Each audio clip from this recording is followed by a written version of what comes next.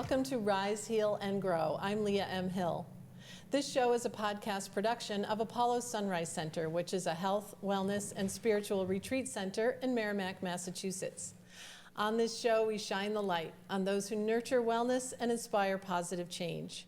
My guests today, both of them, are co-founders of the Nada Brahma Kirtan Band. I am here with Kampa, Vashi, Deva, welcome, and Lisa Kawski, welcome. Hi. Thank you for being here. Here we are. So Nada Brahma Kirtan Band was formed in 2018. How did that happen? How did you guys both come together and form it? Do you want me to explain Go that? for it. Sure. Yeah. So actually, I wanted to start a kirtan band. When I first discovered this type of music, I just knew I wanted to learn it because I'm actually a professional musician also. Okay. But I had no idea how I can get involved. And when I went to this ashram in New York, it was the Siddha Foundation actually.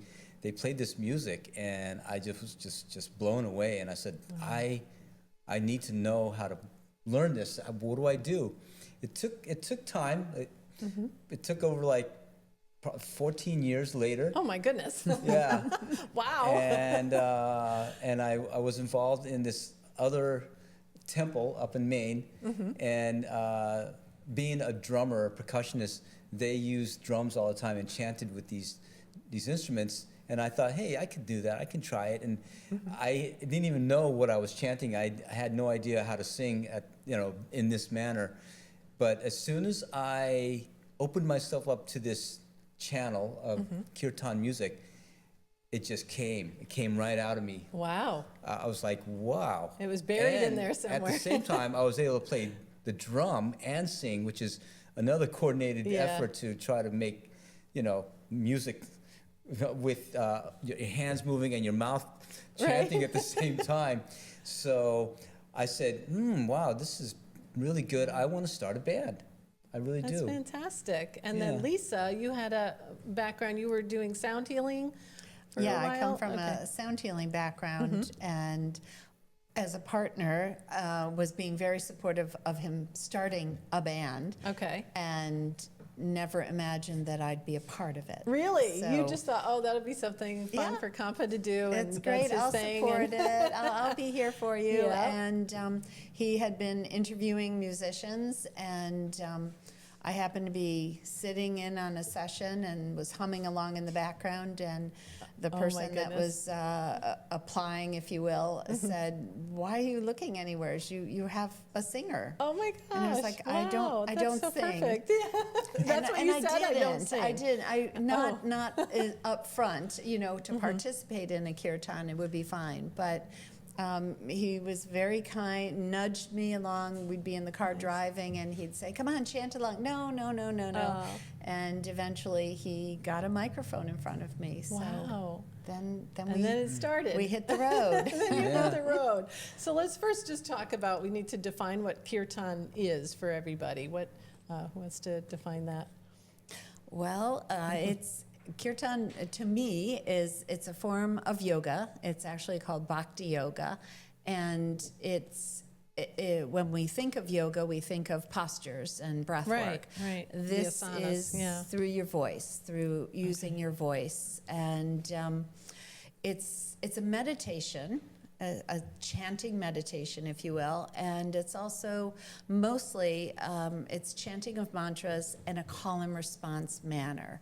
So the band, somebody within the band will lead, and then the participants or the audience will respond.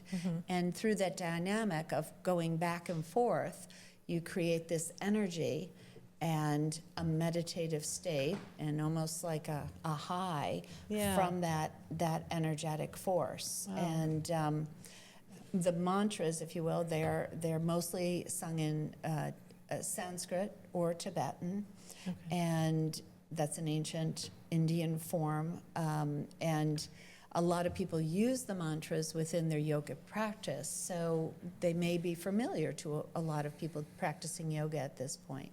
Right. But the whole kirtan movement, or this beautiful practice, which is what we call it, because it's not meant to be a performance where we're the band and the audience Okay, is watching. that's important to note. It's Yeah. interactive, Right. and that's where the energy comes from. That's where that transformation within, or that the feeling that Kampa experienced, and the feeling when I went to my first kirtan experience was, oh, what is this? Yeah. Oh my gosh! And then you're doing it, and before you know it, you're finding and seeking other kirtan artists to go and enjoy and participate with, and then this whole community unfolds to you. Yeah, and that's it's so important to note too, because I had the same experience. I went to your kirtan the first time.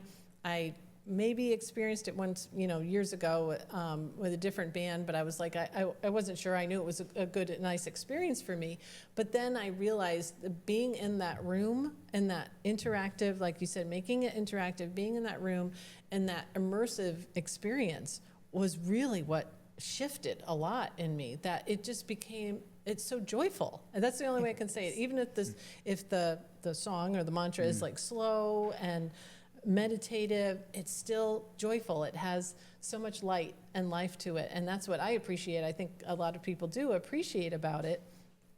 And that, like you said, it's a form of meditation where people don't have to feel like I have to empty my thoughts and focus on nothing, or just, stare at a spot on the wall, that you can actually participate and meditate at the same time and receive all the benefits of it. Which is something that we're not familiar with. We're trained and taught to empty our minds and sit in silence. Yeah, and it's hard to do. We have participants that get up and dance because the energy is just so ecstatic within them that to sit, it's difficult to contain. And for us to look out in the audience and see people with their eyes closed and possibly sitting in a meditative state, but then to see others that are moving their body and experiencing this on another level, really it's really uplifting. It's wonderful. Yeah. And whether it's a small group or a stadium or a big room filled with people. I mean, especially when we were with you at Apollo, that was a packed room, and we could feel the energy. So from the audience coming to us, we give back, and that ebb and flow just creates a very special experience. And there were people dancing that night too at Apollo Sunrise Center when you came. So did you want to add something to that, Yeah, Kampa? so for those who are not experienced in kirtan and meditation, there is a study that had been put together. Somebody recorded kirtans and realized that what it does to the mind is it causes you to automatically go into meditative state. If you're having trouble learning how to meditate or knowing how to meditate, just the sound and the vibration of kirtan puts you into that state, and it causes you to silence your mind or help you, shut down thoughts that you normally have trouble closing down, just for that temporary moment of being in that sound. Yeah. And when we're chanting, and it's a calm response, there's a lead happening, and then the audience gets involved. It's called a sangha. Okay. And so it's not like there's just the band. It's the participants who are the attenders who come in, and they become part of the band, and the whole room is music and voice and breathing and all that stuff. And so when that happens, at the end of the song, when we end, we generally don't clap. Like in most places at a concert, you clap or you whistle and all that. You just hold your senses in the silence. It's called being in the bhav. Being in the bhav? Yeah. I never heard of that. BHAV. Okay. BHAV. And it's like this energetic feeling that you just want to bask in this energy. Yeah, it's really beautiful. It's very beautiful. Wow. And in my experience, and when you came to Apollo Sunrise Center, you had the words also up on the screen, on the TV screen, which was very helpful because there were a lot of new people there that day that were like, okay, am I just watching these people, performing, or am I, and then you explained that people are a part of it, that you can just sit there and hum, you don't have Right. to say the words, you don't have to feel like you're singing. Exactly. That you can just participate, and even just being there, even if they didn't want to even hum, but then you can go all the way up to the dancing, the dancing, the movement, the chanting, and sort of riding those waves as you described, Lisa, is what Yeah. I experienced too. And Yeah. having the words there is so important. I think with the translation as well, if I remember correctly, you had the English translation with the Sanskrit words. And then once you try it a couple of times, it's like you get it, you kind of get into it. It's very easy. It's not like a It is. challenging, having to remember lines or words or anything. It's very easy. That's what we So- found. I mean, it's wonderful that Kampa creates the slides for all of the chants, and it allows people. The other thing we've noticed when we had it written on paper, you're looking down. You're not looking You're not up. projecting, right? And you're not Yeah, projecting. yeah, So totally. having the screen up there, and True. again, whether you're humming, whether you're just reading the words, or whether you're singing, you're getting it. It's Yeah. you can't avoid it being in the Right. space. So what kinds of things might people experience? Like we mentioned, just that feeling of being meditative. Are there other things that people might experience during a kirtan or after the kirtan? Yeah. Sometimes what we'll notice is as soon as we start, and I'll blow this conch because I'm like invoking The shell is what they yeah, say. Yep. I'm invoking the Yeah. names of these divine spirits to come and join us, and the sound starts to go within them, and then they may all of a sudden go right into meditation, or they even start tearing Oh, because wow. it's so beautiful for them, Yeah. or and it's a healing process. I mean, like when you actually release, you're letting go, so it's healing. Yeah. And all of a sudden they're in this immersed Right. sound and vibration. Oh, I love that. Yes, Yeah. I remember that you started with the conch as like, okay, we're here, we're ready to start, and then I think maybe you finished with it as well at Yeah. the end of the kirtan. But it's such a different experience from what we think of live music being, where we're just watching, you can watch a concert on TV, right? But you're not going to get the same experience of being there. Right. And it's kind of the same thing, like you really have to be there to experience this, because it's not something that you can just get like on the internet or something. It's not the same.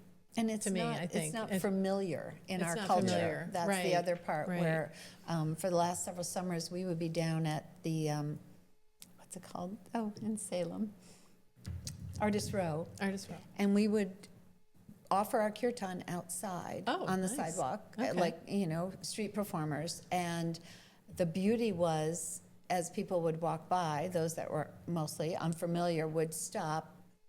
Mostly children would be like, "What's that?" Yeah, right. We're also not standing up; we're sitting on the ground with our instruments. So that again Oh, is yes, another good difference point. between our culture, Right. and we're not singing English. So it's really a very almost a curiosity that if you're not familiar with it, and somehow if the sound makes it through to you, and then you're going because that's how it was for me, like, what is this? What is Right. this Yeah. language? Why am I feeling all of this and I have no idea what this is? So Right. it is beautiful when you do see the tears streaming down. I mean, I've sat in the audience with certain performers and I can't control it.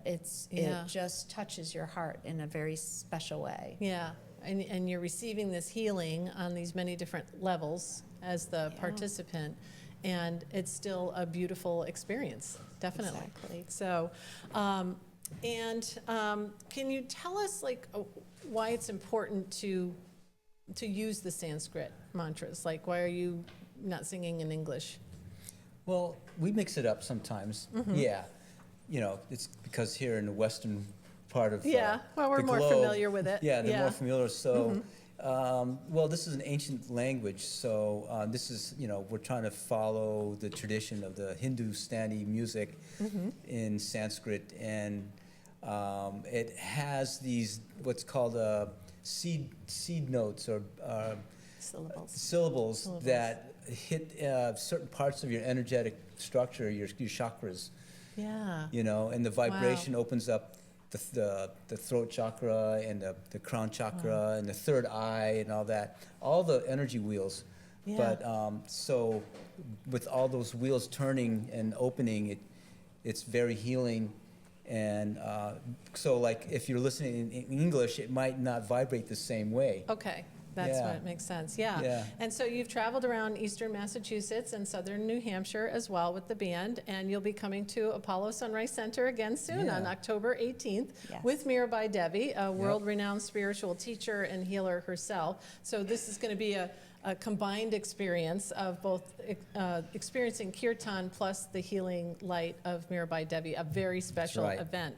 So if anybody does want to join us that day, it is Saturday, October 18th at Apollo Sunrise Center in Merrimack, Massachusetts, starting at 3 p.m. And you can get more information on our website, which is apollosunrise.com.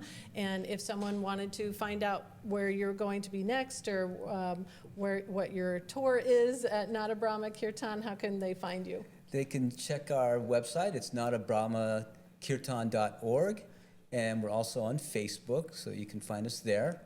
Instagram as well. Instagram. Yeah. Great, thank you. So there's lots of opportunities to connect with you and going forward. So that's Definitely. wonderful. Thank you so much, Kampa and Lisa, for joining us here today and for telling us about this very special and unique offering that you have and that you bring all around the, eastern Massachusetts, like I said, southern New Hampshire. It's wonderful. Thank you so much for being here. Thank you. And thank you, all of you, for watching or listening today on Rise, Heal, and Grow with Leah M. Hill. Don't forget to like, share, and comment on whatever platform you're joining us on. And also, please subscribe to our channel, which is on apollosunrise.com YouTube page. Thanks.